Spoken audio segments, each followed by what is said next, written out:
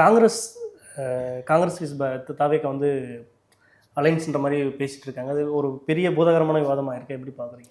இல்லை, நான் திரும்பவும் அதை தான் சொல்கிறேன். காங்கிரஸும் தாவேக்காவும் கூட்டணி, காங்கிரஸும் இவங்களும் திமுகவும் கூட்டணி, இவங்களோட கூட்டணி, அவங்களோட கூட்டணி, எல்லா கதையும் முடிஞ்சு போச்சு சார்.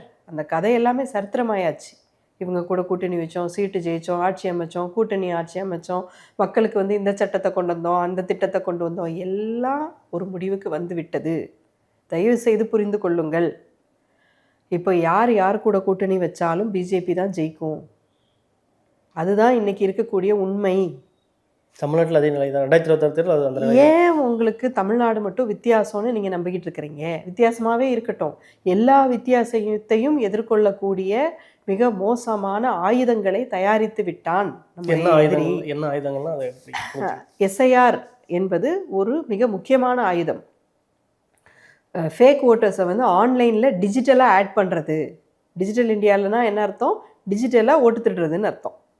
அப்படிங்கிறது இப்போ வந்து ராகுல் காந்தி அவர்கள் சொன்னது போல் அவன் பாட்டுக்கு சிஸ்டம் சாஃப்ட்வேர் வச்சு லட்சக்கணக்கான கோடிக்கணக்கான வாக்குகளை வந்து யாருக்கும் தெரியாமல் அது பாட்டுக்கு சிஸ்டமில் டபடபடபடபன்னு புதிய வாக்காளர்களை, போலி வாக்காளர்களை அப்ளை பண்ணிக்கிட்டே இருக்குது. இது அப்ளை பண்ண எந்த ஒரு ஆதாரமும் கேட்காம, வயதுக்கான ப்ரூஃபு, அடையாளத்துக்கான ப்ரூஃபு, எந்த ப்ரூஃபுமே கேட்காம தேர்தல் ஆணையம் டபடபடபடன்னு இவங்க அத்தனை பேருக்கும் ஓட்டர் ஐடி இஷ்யூ பண்ணுது. யாருக்கு? ஃபேக் ஓட்டர்ஸ்க்கு, பொய்யான வாக்காளர்களுக்கு அது பாட்டுக்கு இஷ்யூ பண்ணுது.